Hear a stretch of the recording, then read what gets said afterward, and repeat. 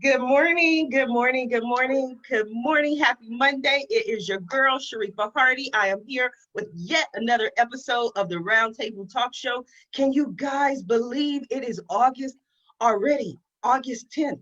I remember when I first launched this show on the 30th of March, I didn't know how it was going to work out. Didn't know if I was going to be able to get 5 guests per day, but we've been doing it for months now. We've been learning, we've been growing, we've been expanding. We have some great people for you here today.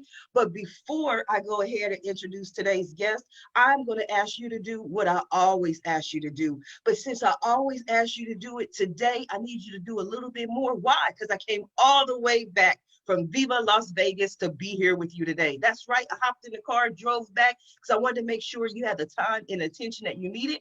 So since I did that for you, I need you to do something for me. I need you to comment this morning. I need to know that you are awake. I need some hellos, some good morning, some glad to be here. I need to hear from you just like you want to hear from me. Let's make this a mutual fun agreement. But I also need you to go ahead and wake your neighbor. I need you to go talk to your roommate. I need you to call your mom. You haven't talked to Granny in about 4 months. Get her on the phone. Let her know the Roundtable Talk Show is live on Facebook.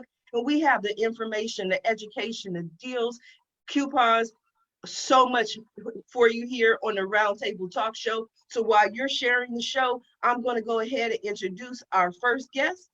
And our first guest, you will definitely know her name. You will know her face. You by now should also know her brand because she joins us every Monday morning to discuss her brand and what's going on in the world. She always has amazing views. She is definitely opinionated, and that's why we love having her here. The organization maven, Alice Allman. Good morning, Allison. Glad to see you again. Good morning, Sharifa. Good morning, my friends and followers and those watching on the replay. I am excited to be here. It's Monday, it's a new week, and so much happened last week. I can't even believe all the things that happened last week. Well, don't keep us in suspense. What happened? Well, I'm a home organizer that also sometimes packs up people for a move or for their move. So I pack them up really efficiently and organized, usually within 3 days, and then I unpack them in 2 days and put everything away and everything's organized. So like when you open the drawers, any drawer in their house is already organized and spaced out, and there's a liner, and it just looks really fancy. And it takes the miracle in itself is that it takes me pretty much 2 days to unpack all the boxes and put everything away. So they get to resume their life, kind of like their life is on hold for only 1 week while I pack them up and unpack them. And so that happened, and it was really different and exciting, and there was quite a few bumps in the road, but I just kept unpacking or packing depending on what day it was. And so it was just really exciting. And I'm excited to do back to school stuff now and organizing. Everyone's, starting up school pretty much this week or next week. And so I'm really excited to get back to working on homes and getting them ready for distance learning. And, some parents I've checked in with and they're like, oh, I got it. I already know what I'm going to do. And I'm like, okay, I'm going to check on you in a month and see if it's still okay. Because if you feel you got it, that's awesome. But in a month you realize you don't got it, then I'm going to be here to help you organize, because most people are running out of not having enough desks or space, or they're realizing that they really like their dining room table and they don't want it to become 4 different stations for their schooling. It's great that you think you got it. It's awesome. Go for it. And in a month, call me and I'll be That's here. right. That's right. That's how you get that business, that long-term business. I've loved, enjoyed your growth, everything that we learned from you here. I want to take a moment to thank a couple of people who tuned in for the show, especially Jared Dean Johnson, who is one of the people that I adore. His company is Sue the Collector, which is why you can't see all of it, but I have my Sue the Collector shirt on today. Collectors not doing what they need to do and following the laws of the state you can sue the collector, and you definitely want to contact Jared Johnson at suethecollector.com in order to see what he and his company can do to assist you. I want to thank someone else who just, people are making comments. Stacy, the comedian, Kenneth Turner, who tuned in, Jason Morton, thank you. Jason Morton is helping me with business funding. So if anyone is interested in business funding, let me know, because we're going to raise millions together, Allison, and we are going to change the world. Okay, let's do it. I'm on board. But we've been doing a lot with your company, though. We spent the last, I would say, if nothing else, a year watching your progress. And one of the things that I love about you is that you do not take no for an answer. You, about a year ago, were in a space of, you know what, I'm not sure what I want to do. I'm not really even sure of the entrepreneur journey. And you were kind of straddling that fence. And then all of a sudden, I don't know what happened, if it was a strong gust of wind, but you got pushed over the fence completely into entrepreneurship, and you decided this was the way to go. But you didn't just do that from, a minor, perspective, not just one thing. You redid your wardrobe, you redid your website, you joined a lot of, I was gonna say a shitload, but it's Monday morning, so I was gonna be nice today, of networking groups. And you focused on the SEO on your website. And a year later, business is booming. You have clients, you're organizing garages, you're doing more than you even initially intended. But tell me about that process, because that's the one thing that most entrepreneurs tuning in talk to me about. They say, okay, Sharifa, you have people on your show, they're experts, they're influencers, they've raised millions of dollars, they've written 12 books, but I'm just this lowly guy who just started out. All I have is a dream. I don't know if I can do it. What would you say to those people, Alice? Well, I have to say a lot of it has to do with that saying that the 5 people you're around influences you. And so I have kind of like leveled up, and I had 5 people that were pretty cool, but they weren't really business minded, or they weren't really business builders. They were more like, oh, if this doesn't work out, oh, whatever, I have my husband's income to live off of.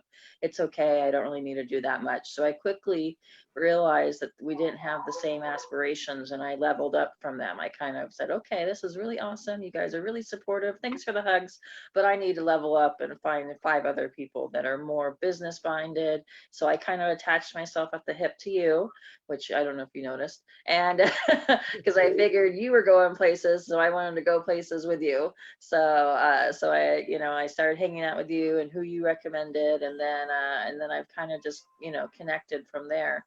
And a lot of like the SEO and different ideas, TikTok, everything that kind of happens, I kind of just watch like what my 5 people are doing. And then I kind of start watching blogs and going to groups. So there's quite a few helper groups that I belong to. And so they'll post tutorials on how to do stuff so that I don't have to, pay anyone to do it. I'm kind of winging it all on my own. Just recently, I've started to do some delegating, but for the most part, even like right now, I'm doing a Pinterest experiment right now where I'm trying to build my Pinterest audience. So every morning, I've been doing screenshots of my activity and my followers and my reach, and then I've been doing some of the tactics that I learned recently about Pinterest of followings and stuff. And each day, my numbers are increasing. So I'm like, woo, this works, it really works. And then pretty soon, as soon as like, I'm going to give it like 10 days of doing this method thing. And then I'm going to go out and start telling people, okay, this is what you need to do. This is how you build your followers. This is how you get new business. This is what you need to, start doing. So I'm kind of like in experimental mode right now. Like I said, I'm like my 3rd day into this Pinterest thing that I'm doing. And so, and if it helps another person get business, then I'm all for it. I'll be the guinea pig and try it out. And usually I give things about 10 days before I'm like, okay, this doesn't work, or I'm not going to do this every day, or, or something to that effect. And then I just start, connecting people. I get a lot of instant messages of how do I do this? And how do I do that? And how do I do this? And I can't sit at home and be on a Zoom and tell you what to do for 30 minutes. I'm out organizing a garage all day. I work 9 to 6, Monday through Friday. And so if someone sends me an instant message at noon, I don't get back to them till 7, 8 o'clock at night. And then I just go, okay, I belong to this group. I follow this person and you need to connect to this person and let me know how it goes and if you have any questions. Because I just can't sit at home and help. I mean, I want to help everyone. I just can't. It doesn't bring me any money to sit at home all day. I need to be out organizing and doing stuff. So do I tell those things that I'm doing, Sharifa, or are you going to introduce someone else, or what do I do? You let me host the show. Let me do my job, okay? Let me do what I'm doing. I came all the way back to Long Beach to talk to you. You said a couple of key things. Yes, I noticed that you attached yourself to my hip, of course. But the thing that I love about you is that I always tell people how to do this, how to do that, or take the next steps. And either they don't take the steps or they go in a completely different direction. We'll have a consultation and I'll say, okay, do this thing. And the person will come back to me. This has happened repeatedly. And they will say, I did what you said. And I'm like, okay, what did you do? They was like, well, I wanted to start my business, so I quit my day job. And now I'm doing this full time. And I'm like, no, that's not what I said. Like, I've never said quit your day job. There are steps, things that you need to do. Or people take the information and do absolutely nothing. So I love the fact that you actually take the next steps that are provided to you, and you always exceed my expectations. You don't just do them at the basic level. You come back and I'm like, wow, Allison, that's amazing. You know every group there is. I can ask you about any keyword and you can go to 500 groups on Facebook that are discussing this particular thing. So I love the fact that you actually take the necessary steps to be successful. And of course, I have more questions for you, but I want to go ahead and introduce our next guest. And we have so many people in the chat room this morning. Good morning. Thank you for joining us. I definitely appreciate your support. I want to say good morning to Cedric, to Joy, to Henry Parada, to Marcus, to Greg, to Eli, Dayton, Patricia, Deborah Hood. Hi, Cousin Debbie. Rodney, Daniel, so many people who are tuning in, but I need some love this morning because I'm feeling a little, I need some love. I need a virtual hug. So I need you to say good morning to me, hello, something to get this show off. And while you're doing that, I'm going to introduce our next guest. And our next guest is amazing. She has been here before. We loved her the first time, and I know we're going to love her this morning. Teresa Douglas from Kaplan Test Prep. Good morning, Teresa. How are you? Good morning. I'm doing great. It was also a jam-packed week for me. What's going on with your week? Well, I love that Allison was talking about doing, because I've been doing a lot of studying to try to revamp some of the things I'm doing. And it's that doing though. Like, I've heard about revamping my website. I was doing that this month because as entrepreneurs, we grow. We may start out with one thing, but then we have to do another, and making sure that website is up to date, making sure your bio information is up to date. It's really boring stuff in some ways, but that's the stuff that I know takes me to the next step. So it was really exciting to get some of those things done, and looking forward to my next step as a writer and a thought leader in remote work. When you say you made changes to your website, what are some of the updates that you made, and specifically, why did you decide that it was time to update your website? Well, when I first started my website, I had this idea that I was going to promote my book, and that's the whole reason I had my website. And then just doing some research, I realized I'm not really promoting my book. I should be promoting me. So it's my thoughts, it's my voice. And if people like that, then they'll look at the book, but it has to be that. So when I had that website, it was just all book. But now that I've done some speaking, I've done some writing and things in different outlets, I now am putting that stuff up there so that people can read it and say, okay, do I like the way Teresa thinks about things? So they get an idea of who I am, because I'm not going to be able to sell my book to everybody. What I need to do is let people find me and see if the two of us have a connection with the way I write and the way I think and what they need, so that I can move my writing business forward. That's wonderful. I mean, and I excellent. You're definitely on the right page, because people resonate with a person, not a product, not a service, no matter what. They want to know who you are so that they can connect with you in order for them to take the next steps to buy your product or to buy your service. And one of the things that I always talk to people about is not only having a website, but how important it is to update your website. Because sometimes potential clients will go to your website and there will be little things on there that turn them away. So actually you have lost a client that you never even knew existed. And one of the main reasons is they will go to your website and there is outdated information. Oh, dates coming soon in January of 2018. Okay, we're in 2020. So does this business even exist? So always remind people, go through your website, make sure everything is current, make sure things are up to date. And I always follow that same path because I'll go for speaking events and they'll have my bio and I'm like, oh my God, I haven't updated. I forgot to remove this. I forgot to add this. So I definitely relate. So tell us about your book, Teresa. Well, my book is called Working Remotely, Secrets to Success for Employees on Distributed Teams. And it's really there to help an employee who may be remote unexpectedly for all reasons. This was pre-pandemic, but unexpectedly, you're going to be remote. You need to know how to make connections with people when you don't see them every day. You need to know how to get work done when you can't walk by someone's desk and just sort of lean in and make sure that they get something done. You need to know if your employees, the other people you're working with, are actually working. So these were just the things that I wanted to know when I started working remotely in 2010. And I'm hoping other people will be able to use and just shorten that learning curve working remotely. Yes, more questions for you, Teresa. I want to go ahead and introduce our next guest, the gentleman of the show, Mr. Marshall Atkinson of Atkinson Consulting. Good morning, Marshall. How are you? Good morning. I'm so excited to be here. Thank you so much for the opportunity. Absolutely. You're the only gentleman. We have a lot of ladies, and I always tell people for some odd reason, I can always get women on the show. Men are like, no, I don't want to talk. They don't want to open up. They don't want to communicate.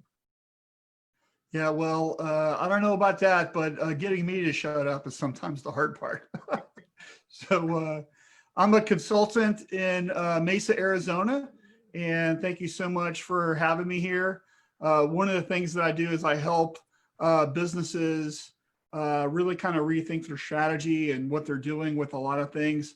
I have a new book out called Moving Past Disaster, which is about how to retool your business after the pandemic, because what was working before isn't going to work now. The good old days back in 2019 are gone and we'll never see them again. So how can a business retool their business to get more customers, to compete, to bring in more business? And it starts with, there's really 4 sections to the book. One is analyzing where you are right now. So we take a kind of a snapshot of your business. And I asked a bunch of questions. This is a workshop-based book. And so we ask a bunch of businesses, basically the old-fashioned SWOT analysis, but I've expanded that a little bit. And then we're going to use creative mental tools that I've been using for 20-something years to ask a lot of questions and poke a bunch of holes into the assumptions that you have in your business. And from that, we pull out the best answers, and then you're going to write a brand new business plan. And then after that, we're going to build a 24-month action plan to actually achieve your goals. So there's 4 steps to the book. And through that, you can understand what's going on, develop a new future, and then strategize and take action. And that's the most important part, is the action part. Absolutely. When did you release your book? It came out in May. And so this is me being on the show is part of me publicizing it, of course. And so it's doing really well. I've talked to a bunch of people who've actually bought the book. And one of the things that's really unique about it is the fact that people bring up so many answers. There are kind of in ways that they can retool their business. I was talking with a gentleman in Missouri last week, and he wrote 8 new business plans based on the exercises in the book. And he couldn't, he was having a hard time deciding which one to choose. And so we kind of narrowed it down a little bit. But it's a lot of fun. And I think it's one of these things where the exercises in the book are things that people will kind of relate to. It's written so it's easy to understand, and you just do the exercises and the work, and you can come up with a whole bunch of new ideas. Interesting. I'm definitely interested. There's one word that you said though that I'm kind of piqued my interest. You said after. So after COVID-19, you know, there are so many experts who are saying we're going to be in this phase for maybe years to come. Is Sure. there a definite point that we get to where we say, you know what, this is what we need to do now because this is the new normal? Well, we need to change, okay? Because customers are no longer going to stores. I don't know, you know, you live in California and you have crazy lockdown stuff and you just came back from Vegas and you've seen how businesses have changed, how people are shying away from buying in retail, they're going online. You know, several of your guests have already talked about revamping their website, but you know, a lot of people don't build their website correctly. And a lot of people, and you're probably listeners, they haven't written a business plan yet. And so it's one of these things, we need a plan. We need to identify where our customers are, what is important to them, how are we solving their problems, and we need to build out what I call their unfair advantage that you have over everybody else in your industry. So you absolutely have no competition because you're doing things way better than everybody else and you're marketing your company better. But a lot of folks just don't really have a direction. They just try this and try that and try this other thing. They don't understand who their customers are, who their best customers are. So this book is really written so you can work half as hard and make twice as much money instead of being busy, which isn't profitable. Wow, there's so much information in this book. I usually don't ask this question, but the spirit of Monday is moving me. Like, how does this sound like this book is like $97 or $100? What is the cost of this book? This book is $49. Okay, yes, people are getting the saving. Yeah, it's only available on my website, which is atkinsont-shirt.com. I've been in the decorated apparel space since 1993. So I was working in very large t-shirt shops, embroidery shops, just, you know, massive scale. We would print, you know, 1 million t-shirts a month kind of a deal. But I rose up to COO level, Chief Operating Officer. But I've been consulting since 2018. Full-time. I've been consulting on this, like the side hustle deal, you know, that you're just speaking of, since 2010. And so it's just all the stuff that I've used in my career running these companies is what's in the book, right? Wow, $49.99. That is amazing because I'm just thinking, 49. You can keep the 99 cents. keep the 99 cents. That was my royalty fee. That was the Sharifa Hardy cut that I added on top of it. So much information. I want to come back to you. I want to introduce our next guest. Sure. Our next guest is Junko Geddes, and she's going to talk about her book, Journey in the Land of Strangers. Good morning, Junko. How are you? Fine, thank you. How are you? I'm excited. I am so excited to have you here. I know that you're amazing just because I love Tracy Lamourie. I love Tracy. She's amazing, and she always brings amazing people to the show. Tell us a little bit about yourself, Junko, and your journey. Okay. I was brought up in Japan, and I left Japan 1966. Shortly after I graduated from high school, I met a man in Japan. And I came to Canada to marry him, then my ex. And, but, you know, that was 1966. The English education in Japan was such a primitive state. And you wouldn't believe it now. But when I came to Canada, I had no English at all. So I had to learn my language skill, and I really struggled. And I was isolated. And my book was about my language skill, how I learned English and how I lived in North America as a wife, and then became mother, and then eventually. Well, I had a cancer, and eventually I was divorced, and I managed to graduate from college, and I became a computer programmer. And I'm sorry, excuse me, I apologize. I mean, you're a computer programmer, Junko? Yes, I was. I am retired now, Mhm. but I was programmer almost 20 years. Oh, wow. Impressive.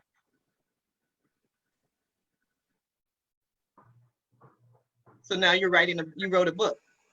Yes, that was my long time desire since I didn't know I could write a book, Mhm. but in my head, I was tracing back my past and how wonderful my past was, and how I lost my voice after I came to North America. Nobody knew me, really, really nobody knew me. Mhm. And even my children and my grandchildren, they hardly know about my past. So I started to write my book, Mhm. memoir, to let my children and my grandchildren know about me. I am what you see now, but there was a lot more when I was little, when I was child, when I had friends and wonderful teachers, and I wanted to write about my past. That is wonderful. A lot of information we're definitely going to share, but I think that's important. I believe in legacy. Like legacy is one of my favorite terms, one of my favorite words, because so often we just think about today and we don't think about what we're leaving for future generations. And then, obviously your grandchildren only know you as a grandmother. They don't know you as that child, that carefree, all the experiences. And it's beautiful to be able to share it with them so they can learn from it as well. What has been the response from your family to your book? Were any of them surprised? Uh, that was, kind of disappointing. My children are not that much interested in reading my book. Oh, they, but my friends are. My friends are very much interested. And I don't know, it's really strange. Sometimes when children hear parents sing, they don't like to hear them sing. It's kind of a similar reaction, probably. And I'm hoping when they grow up, they might take more interest in me as a woman. Mhm. Well, I don't have Oh. much time left, but kind of similar reaction when my dad published his book. Mhm. I didn't read it for years for much different reasons. I wrote that in my book. Then when my marriage started to fall apart, and when I watched my parents' struggles, I started to dis- I decided to read my dad's book for the first time. I was almost 30s, and I discovered my father, and I was glad he wrote that book. I think that's beautiful. I mean, because to me, it reminds me of the expression when the student is ready, the teacher will appear. So you had your dad's book this entire time, but it wasn't until you needed that information or you were going through your personal struggles or you were going through your divorce that you was like, wait a minute, let me take a look at this book and let me hear what dad had to say. I think that's so beautiful. Have many more questions for you, Junko. I want to go ahead and introduce our next guest. She is known as the Nurse Philanthropist, but she's also the real Shantay. Shantay Carter, good morning. How are you? Good morning. How are you? Are you the real Shantay? Yes, Shantay Carter. Yes. She said Shantay Carter. I'm just giving you a hard time because it's Monday I morning. know. That's what I do. I know. I know. Well, thank you for having me on. Good morning, everyone. Thank you so much.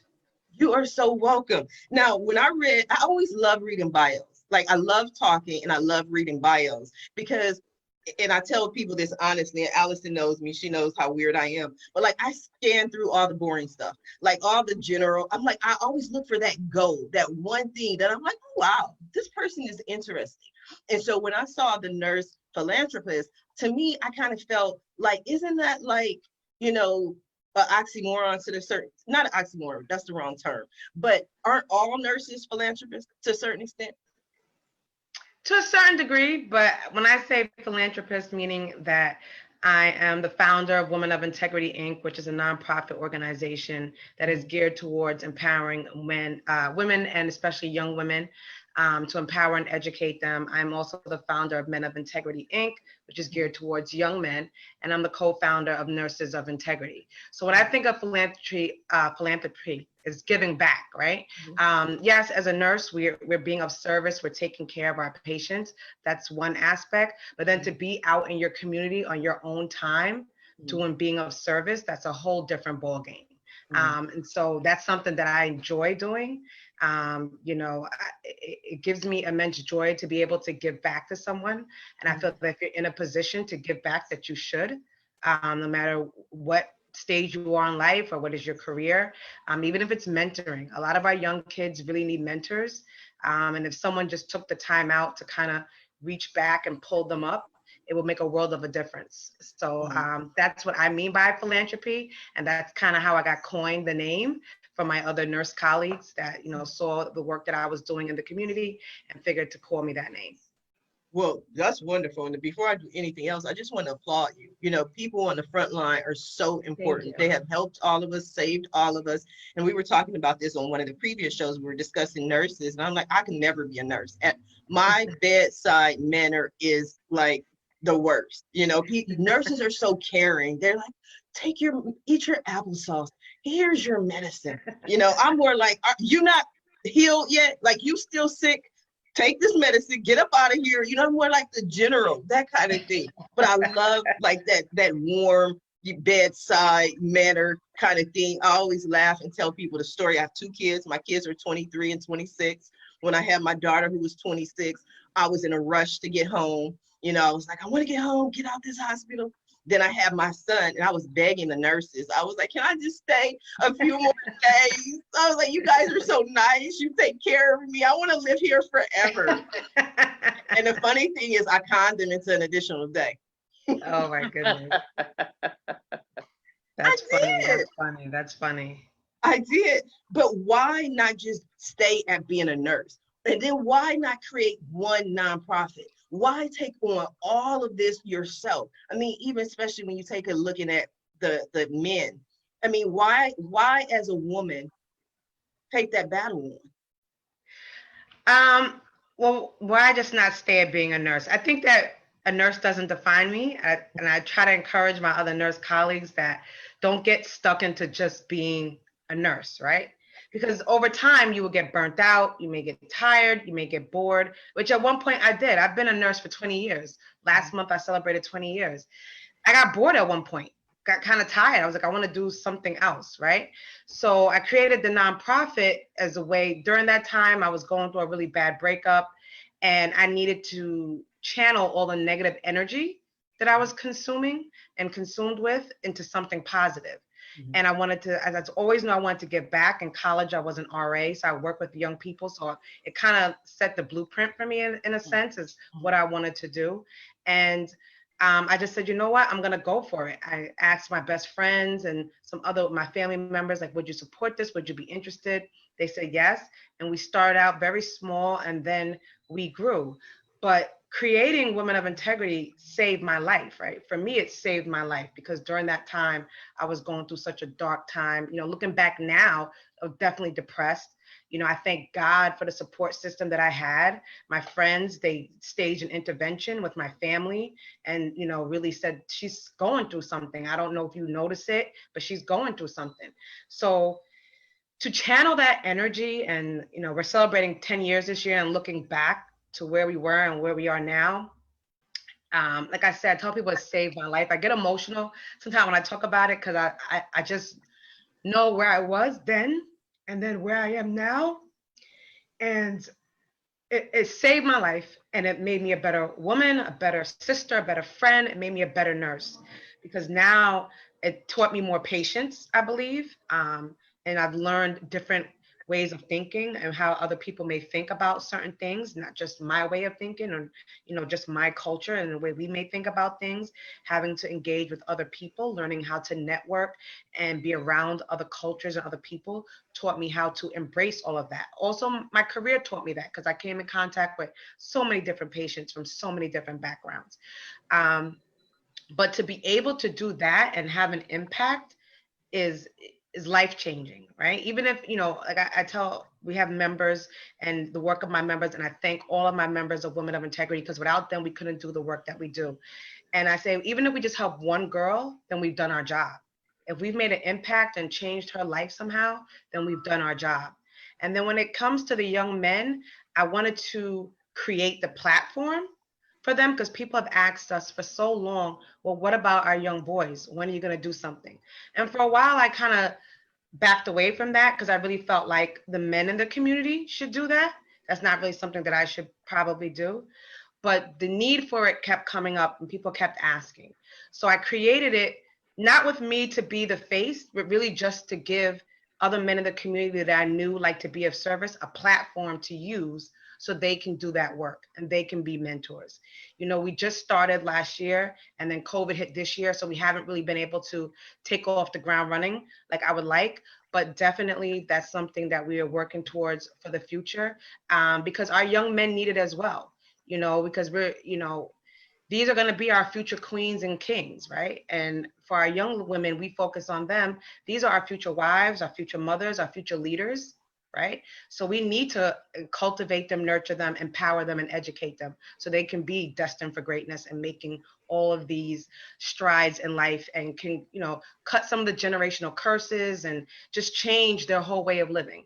And then moving to Nurses of Integrity, that came about at the end of last year, just because I kind of felt like it was a time that, even though, yes, we're the #1 most trusted profession in the country, I felt like within the profession, people may have lost love for the profession, lack of respect for nurses, their integrity may have gone out of the profession. And I really wanted to bring that back, the love, the compassion, the integrity, even the loyalty to the profession.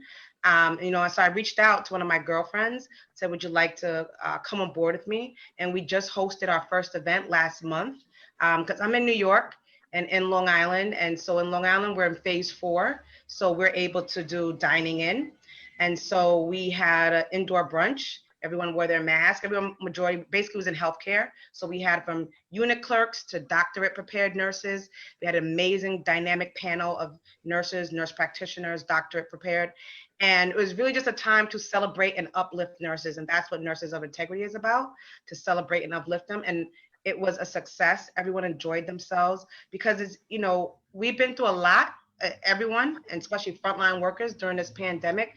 And it was just nice to be able to take some time out to celebrate them, right? Mm-hmm. And for them to kind of let their hair down and enjoy some self-care time, to be around other healthcare colleagues, to talk and compare notes and just to be inspired. So, yes. No, I think that's wonderful. I think that's wonderful. And what I love is when people make things sound easy. And that's what you do. But I know for a fact to be a nurse as well as to have nonprofits is not something that is easy. It's not. It's something that takes a lot of energy. I always tell people my story. I was laid off 8 times, but through this entire process, I always heard God tell me to help people. And I was resistant because sometimes the people you're trying to help are the people who give you the most grief. And I'm like, I don't know. But I want to come back to you, Shantay. I want to go over to Marshall real quick. One of the things that you said is how to build a website correctly. So when I'm listening to Junko in her story, and she talks about when she was going through her divorce, she read her father's book. We talked to Shantay. Shantay talked about she went through her own personal, and at this time she'll call it depression. So many people use what they're going through to start a new life, but they also don't know what to do, how to do it. What are some of the things that people can do to start their website, which is their business, correctly and take that next step? That's a great question. And first, before I answer it, I want to applaud Shantay for her awesome frontline work. And I really appreciate that. So keep that up, keep the spirit strong, okay? Thank you. All right, so one of the things that's in my book is there's a chapter called That's Not My Area. And I think this is really applicable to answering this question. So I want to challenge everybody to have look at things through 4 different unique perspectives. And I'm going to lay these out real quick, right? So there's a perspective of the explorer. This is deciding where you want to go. And this is with your website. This is with your business. This is with any personal challenge that you're struggling with. And that could be personal. You know, you've got a lot of stuff that you're reacting to. It could be with your website. I want to do this. I want to sell more books, or I want to do something. The explorer plants the flag in the mountain and decides the route. What do we need to do? Where are the landmines? Where is the quicksand? And what do we need to do to get there? And the next perspective is called the artist. Okay, so what do artists do? Artists create. So it's not just a painting or a sculpture. It is the systems. It is the brand assets. It is the website. It is the different things that we need. The artist creates whatever we need to support the explorer on the journey. And then the next person is the judge. What do judges do? Judges evaluate. And so what we need to make sure that we understand is data. So we need to understand things from the perspective of you can't manage what you don't measure. So if we're looking at our social media, if we're looking at our website, if we're looking at our personal growth and journey and a nonprofit, our data is how many people are we serving? How many eyeballs do we have on the web page? What are we doing? Is it, and then deciding, is that a good number? Is that a bad number? What should the number be? So the judge decides, and we can react to things based on whatever that decision is, but we need to be measuring and have the data so we can make good decisions based on where we want to go.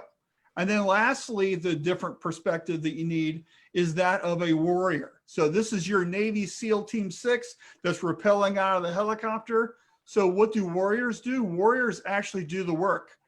So when we're doing things, our employees or the people that we have doing things for us, they need tools, they need training, they need support to be able to do the work necessary to get the results that we want. This could be your web designer. This could be anybody that's helping you. You know, Allison, this is the person helping you pack up the house.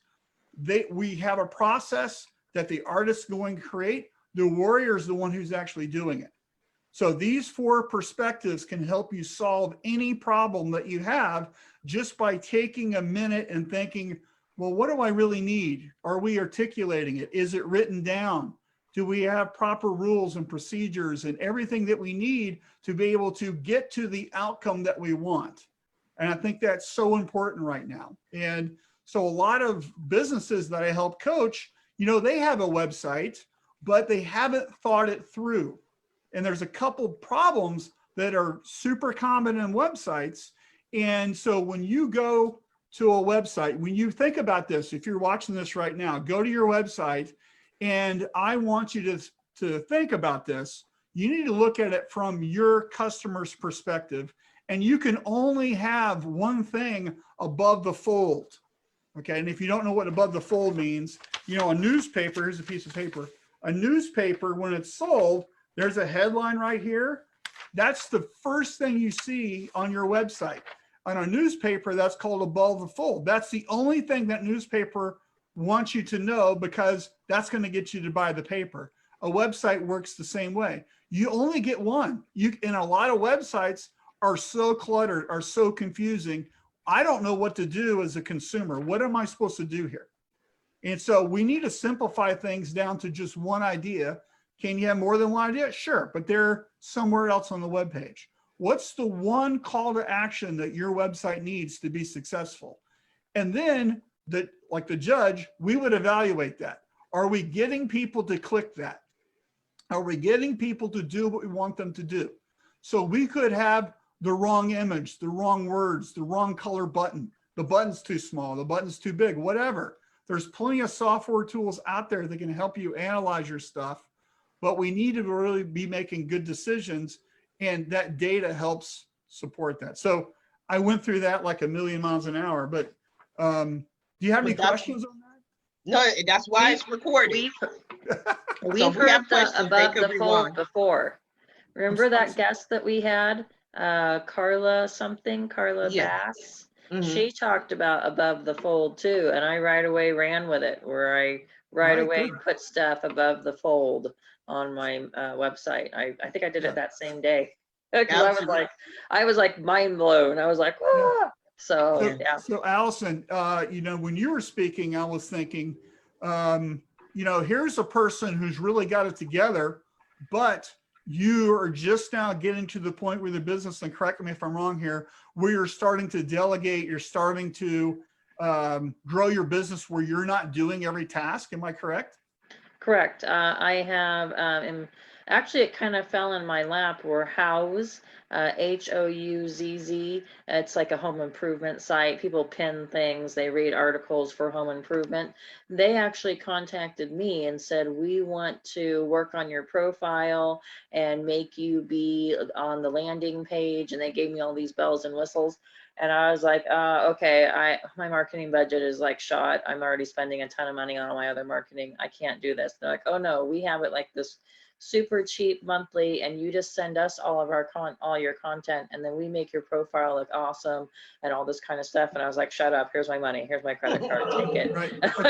I did. So what it is when I do a before and after picture, I send it to my team over at Houzz, and then they put it onto my profile, and then whatever they've done, I download, and then I share to all my other outlets. So I let them do all the editing and use the right keywords and the CEO words and all that. I let them do it because I'm paying them basically. And then whatever they post, then I go and take and I use other places, because they only work for Houzz and they don't work for any of the other outlets. So, Right. but just having one less thing for me to do and let them tweak it and add borders and whatever they're going to do, I just let them do it. I just There was something yeah. gold in what you said, Allison. You said you let them do the work, and then you take the content.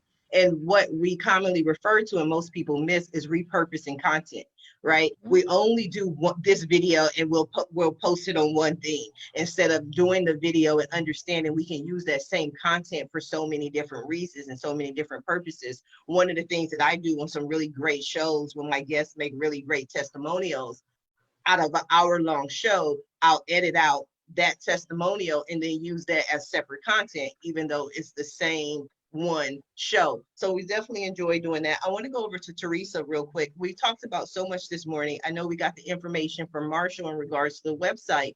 You've been listening to the show and you've been helping businesses in the quarantine. What are some of your thoughts so far?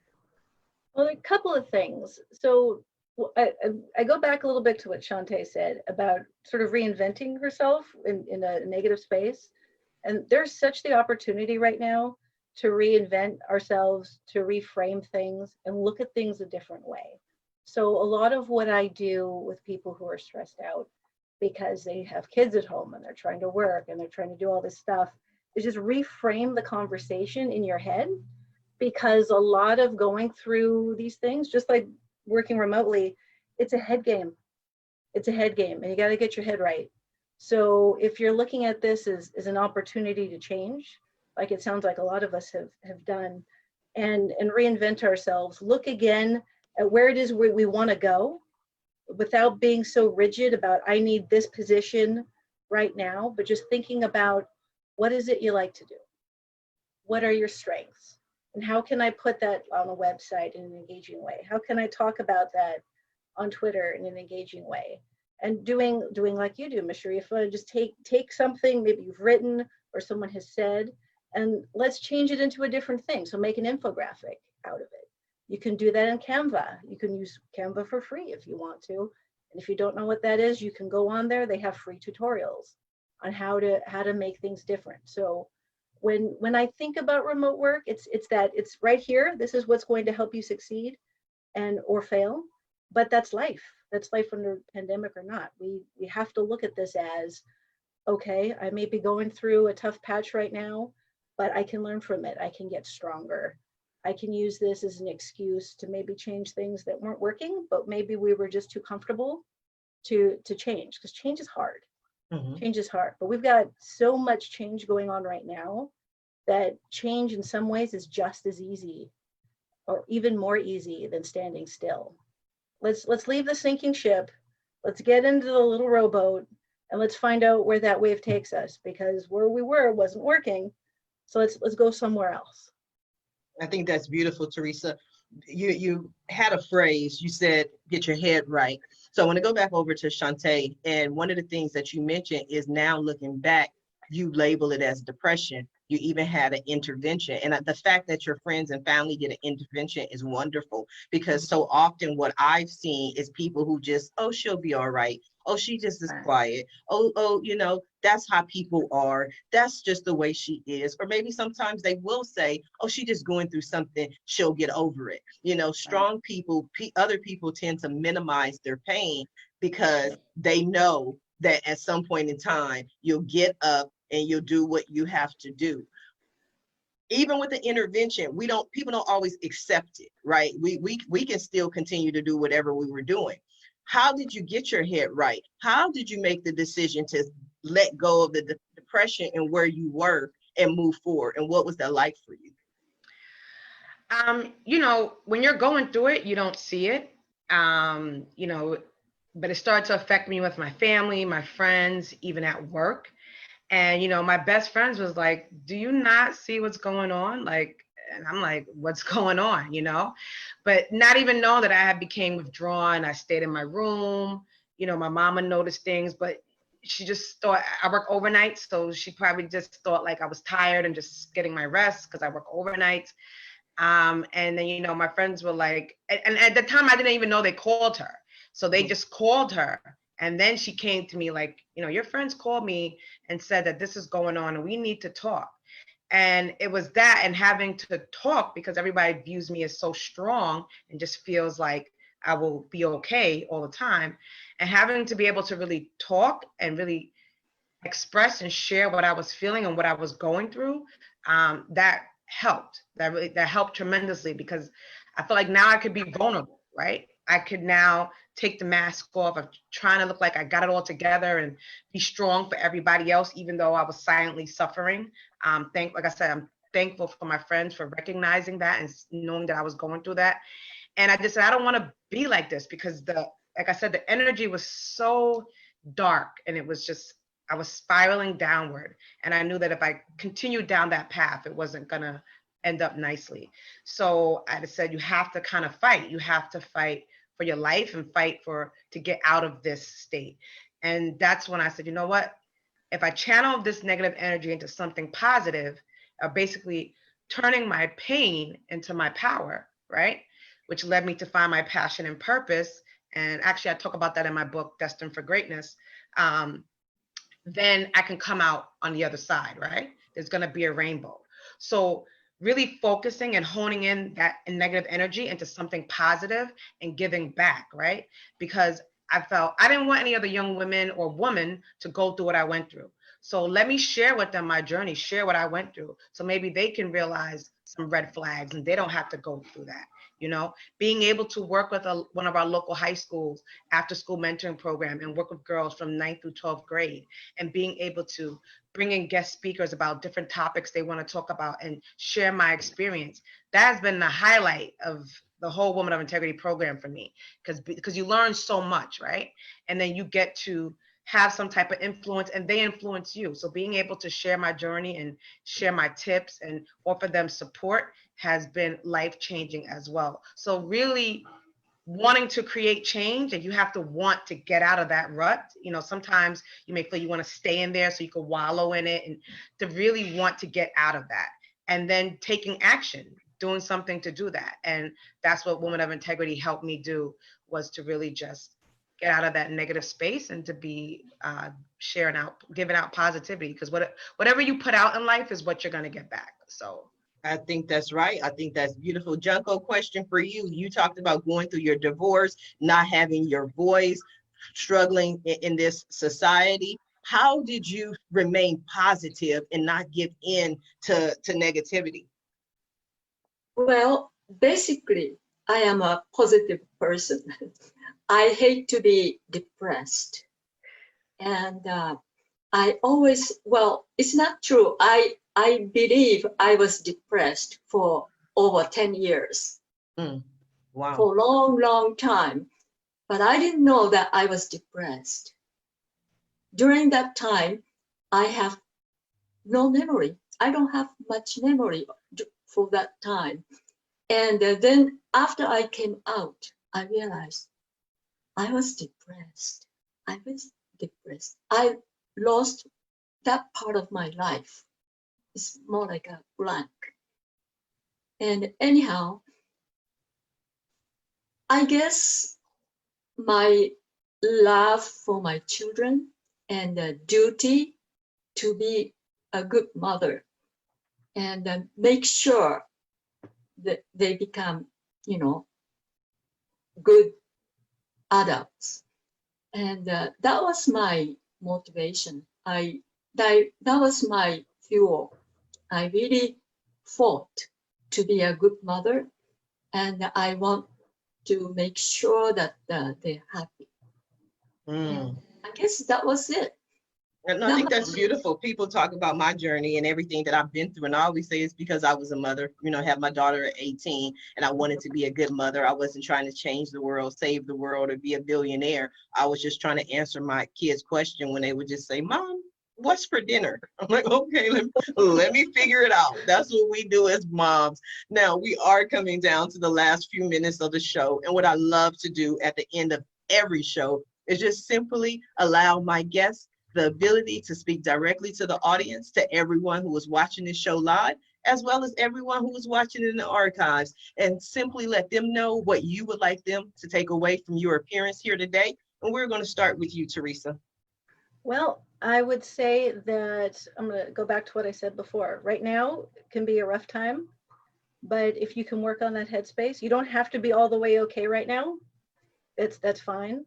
But if you can do just one thing that's positive in your day for yourself, for the wider community, you're going to get into a better space. So always believe that. Even if you're not there right now, you're going to get there. All you have to do is just take one little step. You don't have to solve everything right now. I think that is so beautiful and well said. Shantay, what do you have for us? Well, being a nurse, and especially through this pandemic, I would probably say, and I am a COVID survivor as well. So Oh, wow. I would definitely say your health is your wealth. You want to really take charge of your health. I have no health issues, but I still got sick. And so once I recovered, I said, I want to make a change, and I've changed my diet. I've become physically active, working out. So you want to take charge of your health. You want to know your numbers, and you want to stay on top of it, because a lot of things can be prevented. A lot of these comorbidities, health issues, diabetes, heart disease, if you are taking care of your body and if you know your body. So I would definitely say that your health is your wealth, and to really take care of your body. And if you have the opportunity, give back, mentor, being of service. Trust me, putting a smile on someone else's face will brighten your whole mood to know that you were able to do that for them. So that's what I would want to leave you with.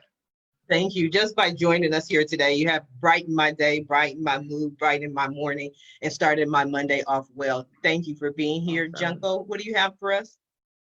Well, I would like to say to every immigrant, go back to your past and remember the times, when you are happy, and find out what really makes you happy, and find it and go after it. Oh, that is so beautiful. Everyone's all emotional and crying on the show. I think this is wonderful. This is a good show. Allison, what do you have for us? That's I don't know if I have anything. I mean,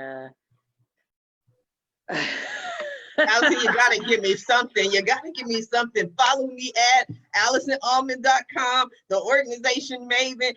I'll help you with your garage. You within certain radius of Southern California. I do it all. Marketing, groups, networking. I took yours from you.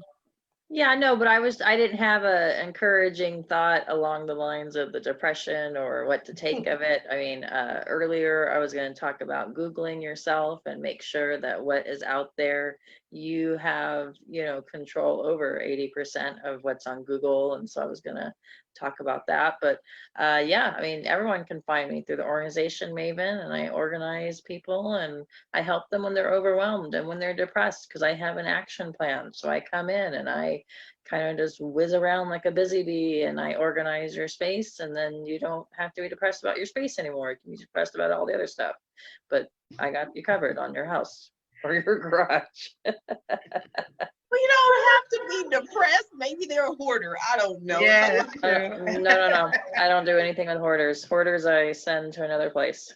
I don't touch them. Hoarders?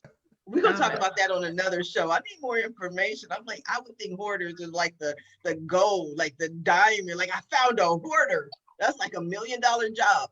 I'm gonna talk about that on a later show. Marshall, what do you have Next week. Next week, Monday. Well, first, I thank you so much for having me here, and I'm really impressed with all your guests. And one thing that I think everybody here has in common is that there was no waiting. Everybody here took charge. They did something. They wrote a book. They did some type of action to help them succeed. And I think a lot of people just sit there in the mud and they're stuck. And I think the folks, if you are out there and you don't know what to do, I think the thing to do is to be proactive, is to figure out your next normal. What can I do? What is the next step? And what's the step after that? And what is the step after that? And that becomes a game plan. And all you have to do is try. And let me tell you, a lot of people are really scared because they feel they have to hit a home run on the first pitch, and nothing like that ever happens in real life. When you learned how to bake a cake, it sucked the first time. Or when you learned how to drive a car or ride a bike or whatever, the only way that you can do things in life is to try and fail and learn.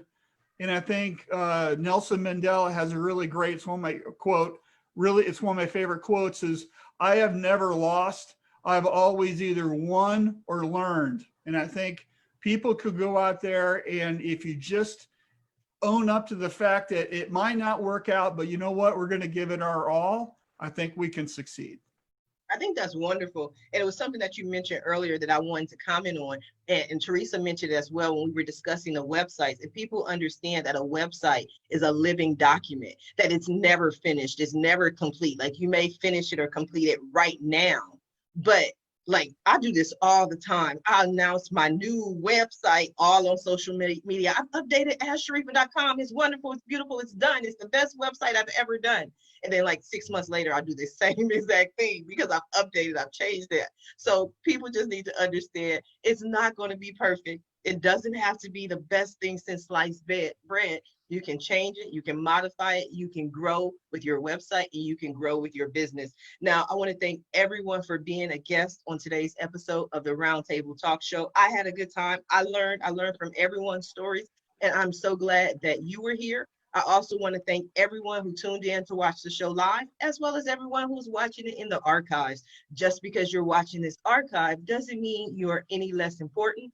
And we still need you to go ahead and share the show. So whether you're watching this show today, tomorrow, 2 months from now, whenever, go ahead and share it, because the information is still very important and is vital, and it can help someone else who's in need, or it can inspire or motivate them. So definitely go ahead and share it. And if you are interested in being a guest, please visit the website at AskSharifa.com. Until tomorrow morning at 8 a.m. Pacific Standard Time, everyone have a safe and a blessed day.